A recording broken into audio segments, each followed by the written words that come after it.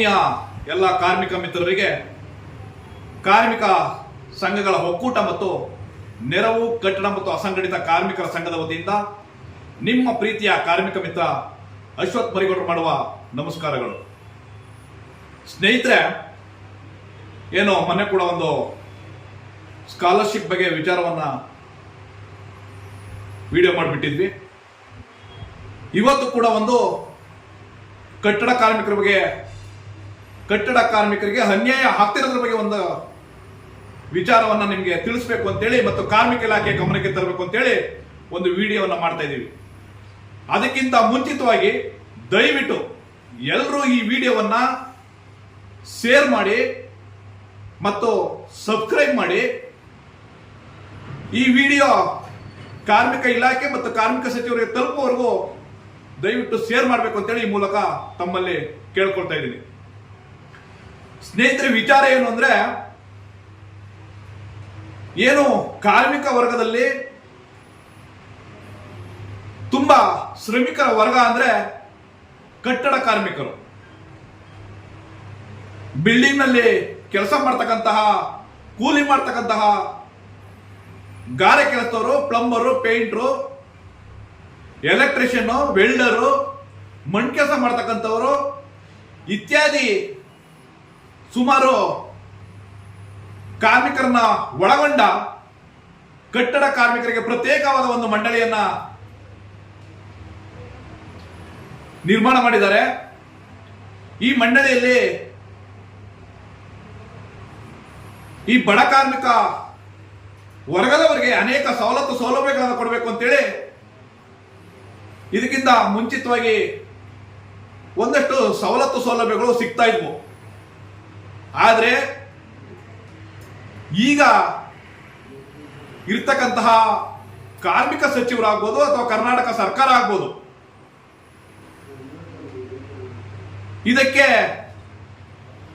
ಸಲಹೆ ಸೂಚನೆಗಳನ್ನ ಕೊಡೋದಕ್ಕಿಂತ ಇಟ್ಕೊಂಡಿರುವಂತಹ ಅಧಿಕಾರಿಗಳ ವರ್ಗಗಳು ಕೂಡ ಸೇರಿಸಿ ಕಟ್ಟಡ ಕಾರ್ಮಿಕರಿಗೆ ಯಾವುದೇ ರೀತಿಯ ಅನುಕೂಲಗಳನ್ನ ಮಾಡ್ತಾ ಇಲ್ಲ. ನಿಜವಾದ ಕಾರ್ಮಿಕರ ಕಾರ್ಡ್ ಅರ್ಜಿ ಹಾಕಿದ್ರೆ ಆ ಕಾರ್ಮಿಕರಿಗೆ ಯಾವುದೇ ಕರೆ ಕೂಡ ಹೋಗಲ್ಲ. ಆ ಕಾರ್ಮಿಕರು ನಿಜವಾದ ಕಾರ್ಮಿಕರ ಅಥವಾ ಅನರ್ಹ ಕಾರ್ಮಿಕರ ಅಂತ ಪರಿಶೀಲನೆಯನ್ನ ಮಾಡ್ತಕ್ಕಂತಹ ನೈತಿಕತೆ ಅಧಿಕಾರಿಗಳಿಗೆ ಇಲ್ಲ. ಹಾಗಾಗಿ ದಯಮಾಡಿ ಇದರಲ್ಲಿ ಅವಿದ್ಯಾವಂತ ಕಾರ್ಮಿಕರೇ ಹೆಚ್ಚಾಗಿರೋದ್ರಿಂದ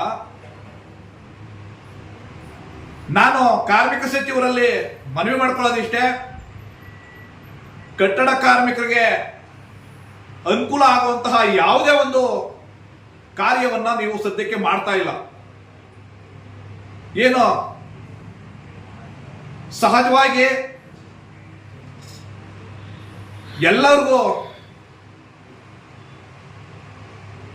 ಒದಗ್ತಾ ಇದ್ದಂತಹ ಒಂದು ಶೈಕ್ಷಣಿಕ ಸಹಾಯಧನವನ್ನ ಇಳುವರಿ ಮಾಡೋದ್ರ ಜೊತೆಗೆ, ಇಳಿಕೆ ಮಾಡೋದ್ರ ಜೊತೆಗೆ ಕಟ್ಟಡ ಕಾರ್ಮಿಕರ ನೋಂದಣಿ ಕೂಡ ಇವತ್ತು ಅನಾನುಕೂಲ ಆಗಿದೆ.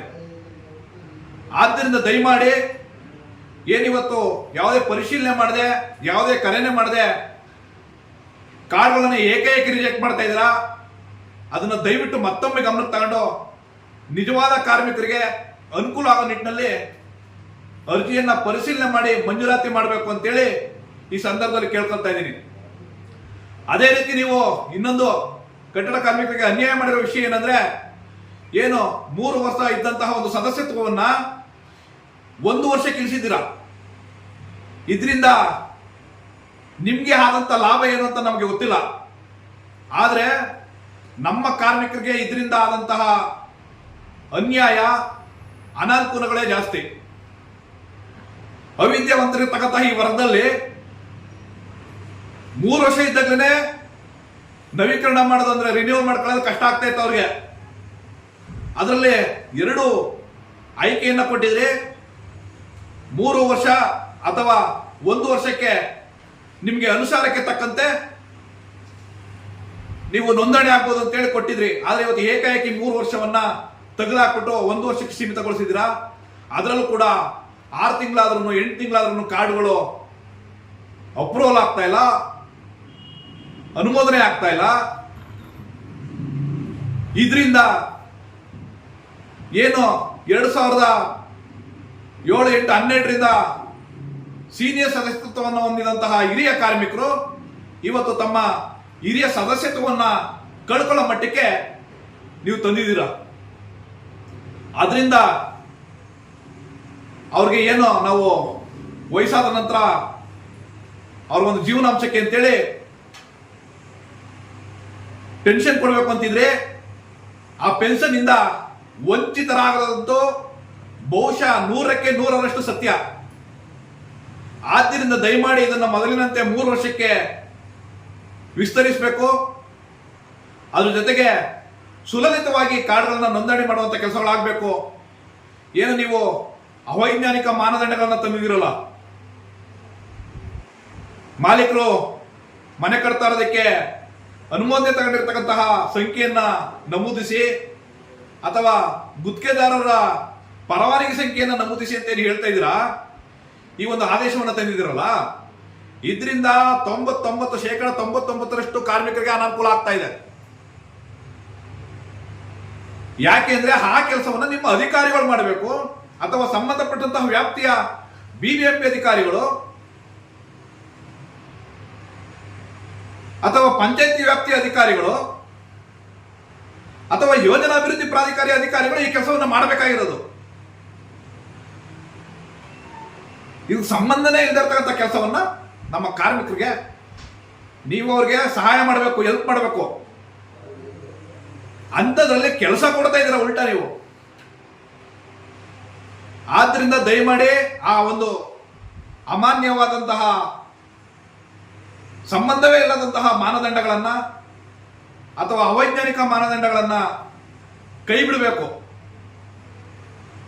ನಿಜವಾಗ್ಲೂ ನೀವು ಕಾರ್ಮಿಕರ ಪರ ಇರೋದೇ ಆದ್ರೆ ಮಾನ್ಯ ಸಚಿವರೇ, ಶ್ರೀಯುತ ಸಂತೋಷ್ ಲಾಡ್ ಅವರಲ್ಲಿ ಮನವಿ ಮತ್ತು ಏನಿವಾಗ ಕರ್ನಾಟಕ ಸರ್ಕಾರ ಮುಖ್ಯಮಂತ್ರಿಗಳಲ್ಲಿ ಈ ಮೂಲಕ ಮನವಿ, ನಾವು ನಿಮ್ಮ ಒಂದು ಸಾಮಾಜಿಕ ಜಾಲತಾಣಗಳಲ್ಲಿ ನಿಮ್ಮ ದೃಶ್ಯಗಳನ್ನ, ಭಾವಚಿತ್ರಗಳನ್ನ, ನಿಮ್ಮ ವಿಡಿಯೋಗಳನ್ನ ನೋಡ್ತಾ ಬರ್ತಾ ಇದ್ದೀನಿ. ನೀವು ಮಾಡ್ತಾ ಇರ್ತಕ್ಕಂಥ ಕೆಲಸಗಳನ್ನ ತಮ್ಮ ತಮ್ಮ ಪೇಜ್ಗಳಲ್ಲಿ ಹಾಕ್ತಾ ಇದ್ದೀರಾ. ತಮ್ಮ ಕ್ಷೇತ್ರದ ವ್ಯಾಪ್ತಿಯಲ್ಲಿ ತುಂಬಾ ಬಹುತೇಕವಾಗಿ ಹೆಚ್ಚಿನ ಬಿರುಸಿನ ಕೆಲಸವನ್ನ ಮಾಡ್ಕೊಂಡು ಆ ವಿಡಿಯೋಗಳನ್ನ ಅಪ್ಲೋಡ್ ಮಾಡ್ತಾ ಇದ್ದೀರಾ. ಇದಕ್ಕೆ ನನ್ನ ಯಾವುದೇ ವಿರೋಧ ಇಲ್ಲ, ಇದಕ್ಕೆ ಸಂತೋಷವನ್ನು ವ್ಯಕ್ತಪಡಿಸ್ತೀನಿ. ಆದ್ರೆ ಅದ್ರ ಜೊತೆಗೆ ನಿಮ್ಗೆ ಕೊಟ್ಟಿರ್ತಕ್ಕಂತಹ ಜವಾಬ್ದಾರಿ ಏನು, ಕಾರ್ಮಿಕರ ಜವಾಬ್ದಾರಿಯನ್ನು ಕೊಟ್ಟಿದ್ದಾರೆ, ಅದರಲ್ಲೂ ತುಂಬಾ ಬಡವರ್ಗದ ಕಾರ್ಮಿಕರು ಅಂದ್ರೆ ಶ್ರಮಿಕ ವರ್ಗ ಅಂದ್ರೆ ಕಟ್ಟಡ ಕಾರ್ಮಿಕರು. ಯಾಕೆ ಅಂದ್ರೆ ನಿಮ್ಗೆ ಗೊತ್ತಿರೋ ವಿಷಯನೇ, ಕೋವಿಡ್ ಸಂದರ್ಭದಲ್ಲಿ ಅವತ್ತಿನ ಸರ್ಕಾರ ಪ್ರಥಮವಾಗಿ ಆದ್ಯತೆ ಕೊಟ್ಟಿದ್ದು, ಪ್ರಮುಖವಾಗಿ ಆದ್ಯತೆ ಕೊಟ್ಟಿದ್ದು ನಮ್ಮ ಕಟ್ಟಡ ಕಾರ್ಮಿಕರ ವರ್ಗಕ್ಕೆ. ಏನಕ್ಕೆ ಅಂದ್ರೆ ಅವತ್ತು ನಮ್ಮ ಕಟ್ಟಡ ಕಾರ್ಮಿಕರು ಅವತ್ತು ದುಡಿದು ಅವತ್ತು ತಿನ್ಬೇಕು. ಬೆಳಗ್ಗೆಯಿಂದ ಸಂಜೆಗೆ ದುಡಿದಂತಹ ಹಣದಲ್ಲಿ ಅವರು ಸಂಜೆ ರೇಷನ್ ಅನ್ನು ತೆಗೆದುಕೊಂಡು ಹೋಗಿ ಅಡುಗೆ ಮಾಡ್ಕೊಂಡು ತಿನ್ಬೇಕು. ಇನ್ನೂ ಅನೇಕ ರೀತಿಯ ಕಷ್ಟಗಳಿದಾವೆ. ಆ ನಿಟ್ಟಿನಲ್ಲಿ ಅವತ್ತು ನಮಗೆ ಕಟ್ಟಡ ಕಾರ್ಮಿಕರಿಗೆ ಎಲ್ಲಾ ವರ್ಗದ ಕೆಲಸವನ್ನು ನಿಲ್ಲಿಸಿ ನಮ್ಮ ಕಟ್ಟಡ ಕಾರ್ಮಿಕರ ವರ್ಗಕ್ಕೆ ಕೆಲಸ ಮಾಡೋದಕ್ಕೆ ಅವಕಾಶ ಮಾಡಿಕೊಟ್ರು, ಅನುಕೂಲ ಮಾಡಿಕೊಟ್ರು. ಅದೇ ಒಂದು ಮಾದರಿಯಲ್ಲಿ ದಯವಿಟ್ಟು ಇವತ್ತು ನೀವು ಕಟ್ಟಡ ಕಾರ್ಮಿಕರಿಗೆ ಮಾದರಿ ಆಗಬೇಕು ಅಂತೇಳಿ ಈ ಸಂದರ್ಭದಲ್ಲಿ ನಿಮ್ಮನ್ನ ಕೇಳ್ಕೊಳ್ತಾ ಇದ್ದೀನಿ. ನೀವು ಖಂಡಿತವಾಗಿ ಕಟ್ಟಡ ಕಾರ್ಮಿಕರ ಪರವಾಗಿ ನೀವು ನಿಲ್ತೀರಾ ಅಂತೇಳಿ ನಾನು ಭಾವಿಸಿದ್ದೀನಿ. ಒಮ್ಮೆ ನಾನು ನಿಮ್ಮ ಕಚೇರಿಗೆ ಭೇಟಿ ಕೊಟ್ಟು ಏನು ಶೈಕ್ಷಣಿಕ ಸಹಾಯಧನವನ್ನ ಇಳಿಕೆ ಮಾಡಿದ್ದೀರಾ, ಕಡಿಮೆ ಮಾಡಿದ್ದೀರಾ, ಅದನ್ನು ದಯವಿಟ್ಟು ಯಥಾಸ್ಥಿತಿಯನ್ನ ಕಾಪಾಡಬೇಕು. ನಿಮ್ಮ ಸರ್ಕಾರದಿಂದ ಒಂದು ಅದಕ್ಕೆ ನಿಧಿಯನ್ನ ಕೊಡೋದ್ರ ಮೂಲಕನೋ ಅಥವಾ ಏನು ನಮ್ಮ ಕಟ್ಟಡ ಕಾರ್ಮಿಕರಿಗೆ ಕಟ್ಟಡ ಕಟ್ಟೋದ್ರಿಂದ, ಕಾಮಗಾರಿ ಮಾಡೋದ್ರಿಂದ ನಿಧಿ ಸಂಗ್ರಹಣೆ ಆಗ್ತಾ ಇದೆ. ಇದನ್ನ ಹೆಚ್ಚುವರಿ ಮಾಡುವ ಮೂಲಕ ನಮ್ಮ ಶೈಕ್ಷಣಿಕ ಸಹಾಯಧನವನ್ನ ಯಥಾಸ್ಥಿತಿ ಕಾಪಾಡಬೇಕು ಅಂತ ಕೂಡ ಕೇಳ್ಕೊಂಡಿದ್ದೆ. ಆ ಸಂದರ್ಭದಲ್ಲಿ ನೀವೊಂದು ಉತ್ತರ ಕೊಡ್ತೀರಾ, ಅದು ತಮ್ಮ ಬೇಜವಾಬ್ದಾರಿ ಉತ್ತರವ ಅಥವಾ ನಿಮ್ಮ ಮನಸ್ಸಿಂದ ಬಂತಹ ಉತ್ತರನ ನನಗೆ ಗೊತ್ತಿಲ್ಲ. ನಿಮ್ಗೆ ಏಕೆ ಸ್ಕಾಲರ್ಶಿಪ್ ಬೇಕು, ನೀವು ಸರ್ಕಾರಿ ಶಾಲೆಗೆ ಮಕ್ಕಳು ಸೇರಿಸೋದಲ್ಲ, ಉಚಿತವಾಗಿ ಶಿಕ್ಷಣ ಕೊಡ್ತಾರೆ ಅಂತ ನೀವೊಂದು ಹೇಳಿಕೆಯನ್ನು ಕೊಟ್ಟಿದ್ದೀರಾ. ಈ ಹೇಳಿಕೆಯನ್ನು ಈ ಮೂಲಕ ನಾನು ಖಂಡಿಸ್ತೀನಿ. ದಯಮಾಡಿ ಇದ್ರ ಬಗ್ಗೆ ಗಮನ ಹರಿಸಿ. ನಾವೇನು ಇವಾಗ ನಿಮ್ಮಲ್ಲಿ ವಿಡಿಯೋ ಮುಖಾಂತರ ಮನವಿಯನ್ನ ಮಾಡ್ತಾ ಇದ್ದೀನಿ, ಆದಷ್ಟು ಬೇಗ ಕಾರ್ಡ್ಗಳು ರಿಜೆಕ್ಟ್ ಆಗ್ತಾರನ್ನ ತಡಿಬೇಕು. ನಿಜವಾದ ಕಾರ್ಮಿಕ, ನೀವು ಅನರ್ಹ ಕಾರ್ಮಿಕರನ್ನು ಏನ್ ಬೇಕಾದ್ರೂ ಕ್ರಮ ತಗೊಳ್ಳಿ, ಅದಕ್ಕೆ ನಮ್ಮ ಸಹಾಯ ಇದೆ, ನಮ್ಮ ಸಹಕಾರ ಇದೆ. ಆದ್ರೆ ನಿಜವಾದ ಕಾರ್ಮಿಕರಿಗೆ ತೊಂದರೆ ಕೊಡಬೇಡಿ. ಅರ್ಹ ಕಾರ್ಮಿಕರನ್ನ ಗುರುತಿಸೋದಕ್ಕೆ ಅಂದಿನ ಕಾಲದಲ್ಲಿ ಎಷ್ಟು ಕಷ್ಟಪಟ್ಟಿದ್ದೀವಿ ಅಂತ ಸಂಘಟನೆಗಳು ಗೊತ್ತು, ಅವಾಗ ಇದ್ದಂತಹ ಅಧಿಕಾರಿಗಳು ಗೊತ್ತು. ಒಬ್ಬೊಬ್ರು ಕಾರ್ಮಿಕರನ್ನ 10 ಜನ ಕಾರ್ಮಿಕರನ್ನ ಹುಡುಕಿ ಕಟ್ಟಡಗಳ ಹತ್ರ ಕೆಲಸ ಮಾಡ್ತಕ್ಕಂತಹ ಕಾಮಗಾರಿಗಳು ಮಾಡ್ತಕ್ಕಂತಹ ಜಾಗಕ್ಕೆ ಹೋಗಿ ಅವತ್ತು ನೋಂದಣಿ ಮಾಡಬೇಕು ಅಂದ್ರೆ ಎಷ್ಟು ಶ್ರಮ ಪಟ್ಟಿದ್ದಾರೆ ಅಂತ ಸಂಘಟನೆಗಳಿಗೆ ಮತ್ತೆ ಅಲ್ಲಿ ಅವತ್ತು ಇದ್ದಂತಹ ಅಧಿಕಾರಿಗಳು ಗೊತ್ತು. ಇವತ್ತು ಏಕಾಏಕಿ 45 ಲಕ್ಷ ಆಗ್ಬಿಟ್ಟಿದೆ. ಇವತ್ತು ಯಾವುದೇ ಒಂದು ಸವಲತ್ತು ಕೊಟ್ರೆ ನಿಧಿ ಖಾಲಿ ಆಗ್ಬಿಡುತ್ತೆ ಅಂತ ಹೇಳ್ತಾ ಇದೀರಲ್ಲ, ಇದು ನಿಮ್ಮ ಬೇಜವಾಬ್ದಾರಿತ ಹೇಳಿಕೆ.